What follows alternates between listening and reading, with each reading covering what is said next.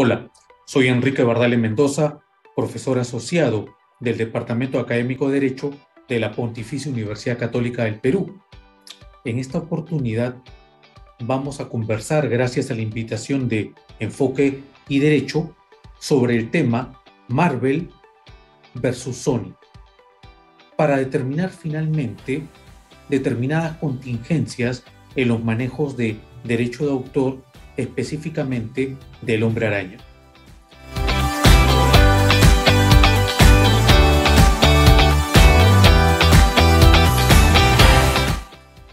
Tengamos pues en consideración un tema bastante importante. Tenemos que preguntarnos si realmente existe conflicto, si en verdad se trata de alguna controversia que tenga que resolverse en algún tribunal, o por el contrario, como me atrevo a afirmar en este momento, estamos frente a una situación en la cual simplemente se trata de manejos de derechos de exclusiva. Y si queremos mejorar esta afirmación, deberíamos decir administración de derechos de exclusiva.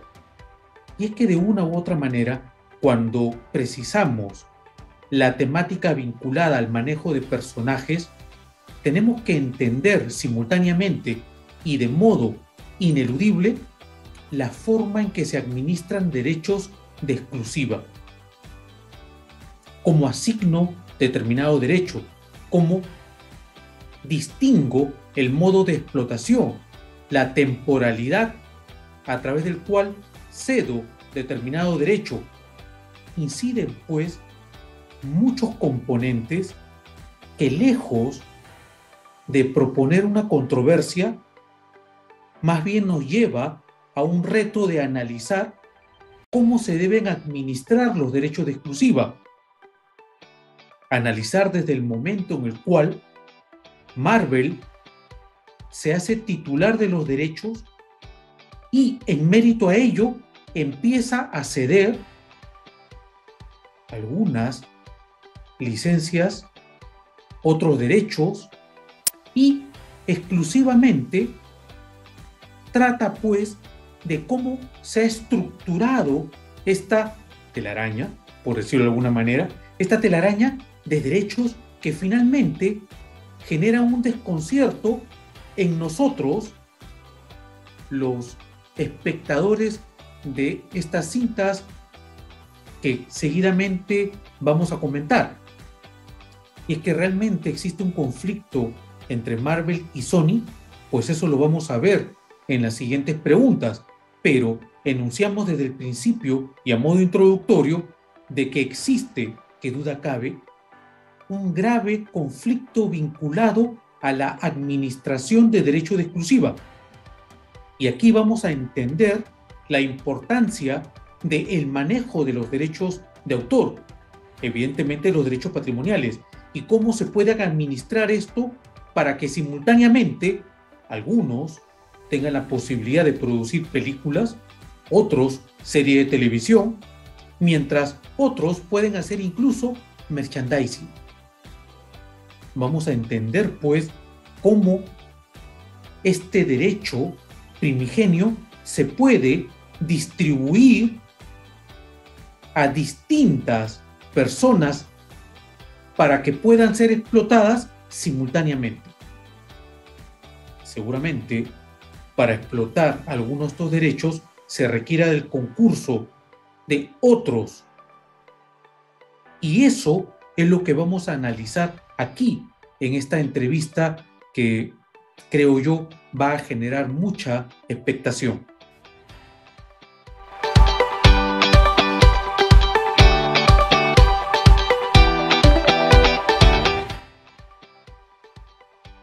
Bueno, hay un tema que debemos tener en consideración. ¿Realmente existe conflicto? ¿Cuál es la disputa? Vayamos pues a analizar el origen de este tema contractual. Cuando Marvel era titular absoluto de los derechos sobre el Hombre Araña, no existía problema.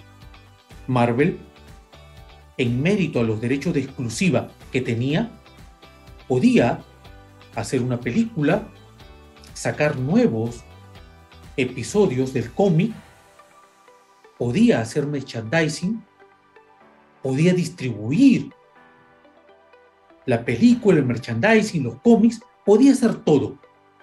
Sin embargo, e independientemente de la situación económica de Marvel, que a este punto simplemente es una anécdota, celebra pues un contrato de cesión de determinados derechos respecto del Hombre Araña.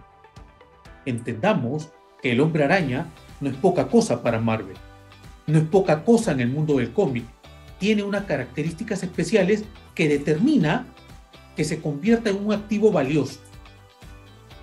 En la medida que es uno de sus activos más valiosos, en su oportunidad decidió celebrar una relación contractual con Sony. Consecuentemente, tenemos que revisar en esencia que Sony no adquiere gratuitamente este personaje. Evidentemente paga por ello y paga por lo que recibe. Escúchese, por lo que dice el contrato. De una u otra manera, debemos tener presente que las cláusulas contractuales entre Marvel y Sony van a decidir el futuro de este personaje. Van a decidir cómo se explota el mismo. Y de una u otra manera, no todos los derechos se ceden. Pueden haberse reservado algunos de ellos o haberse identificado cómo van a ser explotados y bajo qué naturaleza se va a repartir el dinero, o se van a establecer regalías, o simplemente no existe posibilidad de recibir regalías. Esto nunca lo vamos a poder saber, porque estos contratos son evidentemente confidenciales. Seguramente por allí se filtran algunos datos que no permiten entender el contrato, datos aislados. Se habla acerca del monto, perfecto, pero ese monto no permite entender las cláusulas contractuales. Estamos nosotros, a raíz de indicios, tratando de interpretar una relación contractual entre Marvel y Sony. Y a partir de ello, queremos identificar conflictos. Me atrevería a decir, en este punto, y si me apresuran, que no existe un conflicto propiamente dicho, y si lo existiera, es un conflicto derivado de la interpretación contractual. Y eso nos lleva a analizar un tema sumamente importante en el manejo de derecho de autor. Todo lo que uno quiere ceder tiene que aparecer de manera expresa en el contrato. Si tengo duda, lo aclaro en el contrato. No importa que el contrato sea sumamente largo, extenso. Lo importante es que la estructura contractual y las cláusulas del mismo sean lo suficientemente claras para que no haya conflicto. Por ello, cuando se me pregunta inicialmente si existe conflicto entre Marvel y Sony, me atrevería a decir que conflicto como tal no existe. No podemos confundir escenarios. No hablemos pues de lo que esperaría el público y no confundamos con las expectativas que pueden tener los espectadores respecto de lo que realmente dice el contrato, de las relaciones contractuales, que son cosas completamente diferentes. Es probable pues que los cinéfilos quieran ver al Hombre Araña en determinadas condiciones, en determinadas entregas periódicas, pero ciertamente eso simplemente son expectativas y probablemente los curiosos del cine pretendan identificar conflictos donde no lo hay. Esto de acá se encuentra seguramente y sin tener duda alguna claramente representado en un contrato de cesión de derechos donde si existiera un conflicto sería respecto de la interpretación del contrato y también de la forma en la cual los personajes van a participar en las películas. Entonces, y por ello, desde nuestro punto de vista, no existe un conflicto entre Marvel y Sony.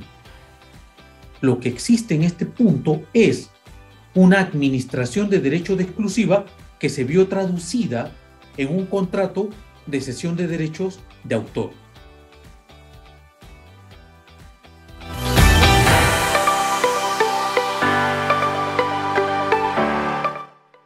Como todos sabemos, las empresas son dinámicas. Eso implica que su participación en el mercado esté vinculada también a distintos intereses económicos, a que se pueda pues entender cómo se mueve el mercado. Marvel, evidentemente en su momento y porque así se consideró pertinente, fue adquirida por Disney. Disney se hace pues titular de todos los activos y pasivos de Marvel. Entre los activos figuran los derechos de autor, probablemente lo más valioso, probablemente lo más representativo. Y es por este motivo que Disney se convierte pues a través de este proceso de adquisición de Marvel en titular de los derechos de autor que tenía Marvel sobre todo el universo. Y de este modo, la relación contractual que tenía Marvel con Sony, esta relación de la que hemos conversado en la pregunta anterior, se mantiene incólume al momento de que Disney adquiere Marvel.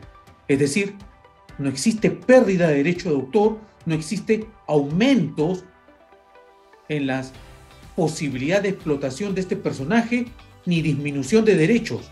Todo se mantiene tal cual.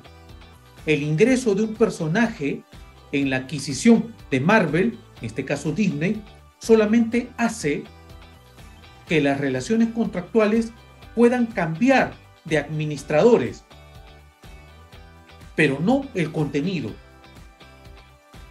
Disney sigue, a través de Marvel adquirida, sigue manteniendo incólume todos sus derechos respecto de este universo que nosotros logramos identificar vinculado a distintos personajes.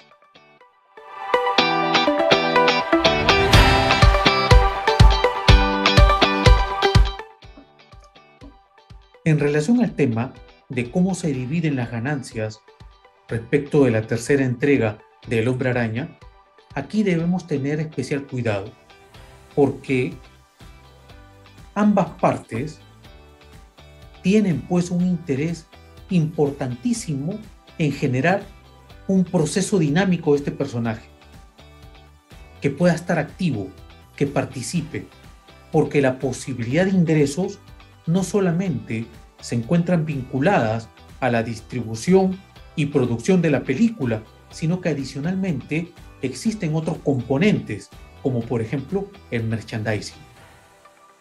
Entendamos que la explotación comercial del personaje no se agota con la película. Mientras la película sea exhibida con mayor frecuencia, cuando se puedan implementar nuevas sagas de cada personaje, se crea un supuesto especial, el merchandising. En el caso de El Hombre Araña, el titular de los derechos del merchandising es Disney. En consecuencia, reparemos en este punto que no es menor. A mayor exposición del personaje, mayor posibilidad de generar ingresos colaterales. En este caso, el merchandising. Cada muñeco que se vende del Hombre Araña, cada polera, cada llavero, genera ingresos para Disney. Y esos ingresos están directamente vinculados a la posibilidad de que el personaje se mantenga vigente. En consecuencia, a pesar de que Marvel y Sony hayan podido establecer un reparto de las utilidades de esta película, no queda duda que existen también otros componentes que van a motivar que sea interesante llegar a estas concesiones recíprocas, donde ambas empresas son conscientes de que pueden generar negocio entre sí. Esto también tiene que analizarse de una perspectiva respecto de la cual Sony puede ceder a Marvel determinados derechos para producir o de pronto hasta distribuir la película. Y esto dependerá pues de un escenario que cada vez se va volviendo más complejo. Las plataformas también son distintas. Recordemos también que este fenómeno de la pandemia ha generado nuevas expectativas en la estructura de los negocios cinematográficos. En consecuencia, estos derechos que ahora pertenecen a Sony y que en algunos también son de titularidad de Marvel, tienen que ser analizados en conjunto. En la medida que existen derechos de exclusiva cruzados, complementarios, será indispensable, pues, que en la medida que su título habilitante así se lo permita, me refiero al tema contractual, podrán forjar nuevas relaciones y alianzas estratégicas con la finalidad de explotar al personaje, teniendo en consideración todo el entorno.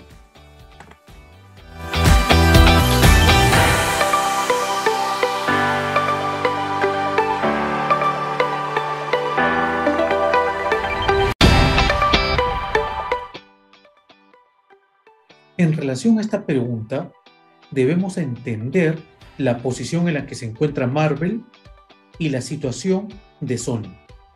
Evidentemente, como lo habíamos comentado al inicio de esta entrevista, estamos hablando de administración de derecho de exclusiva y este hecho implica consecuencias de primer orden. Porque si bien es cierto, tenemos que remitirnos a las relaciones contractuales primigenias, también es ineludible que entendamos que existen pues determinadas vinculaciones que generan situaciones obligacionales. Por ejemplo, la posibilidad de que Marvel pueda crear la versión femenina de Spider-Man o el Hombre Araña. Es posible que Marvel saque un personaje femenino de esta saga. Es una pregunta que nos tendríamos que realizar. ¿Puede utilizar todos los poderes? ¿Puede convertirse seguramente en un personaje secundario? ¿Tendrá que ser necesariamente la protagonista? Estas características, pues, de la versión femenina de El Hombre Araña nos lleva a una reflexión. ¿Se puede crear esa versión? Depende de lo que diga el contrato. Y de una u otra manera, si el contrato no establece eso, pues tendrá que analizarse el supuesto de apropiación de conceptos originales que corresponden al Hombre Araña. Y así tendremos una respuesta a este tema. Y por ello, si se dice y se pregunta si Sony puede bloquear a Marvel para que pueda sacar una versión especial del Hombre Araña, entendamos el tema. Marvel no puede utilizar al Hombre Araña porque no tiene título habilitante para ello. En consecuencia, si desea utilizar al Hombre Araña en una película, tendrá que solicitar autorización a Sony. Y por ello, la estructura permisiva de explotación de este derecho patrimonial estará delimitada por esa nueva relación contractual. En ese escenario, si es posible que Marvel y Sony en paralelo trabajen contenido vinculado a El Hombre Araña, pues evidentemente es perfectamente posible. Es perfectamente posible que en paralelo lo trabajen.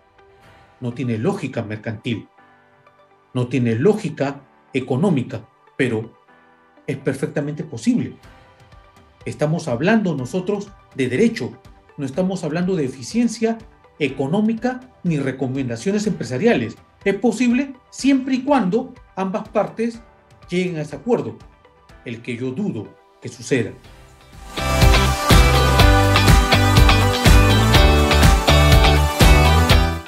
En relación a los conflictos de derecho de autor, debemos entender un tema bastante claro, que es lo que yo denomino cadena de títulos.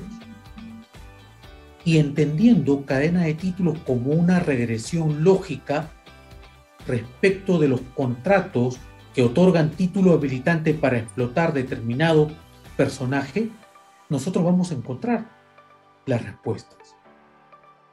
La pregunta, por ejemplo, ¿tiene Sony título para explotar al Hombre Araña en cómics? La pregunta es, veamos la cadena de títulos. Revisemos qué cosa estableció el contrato.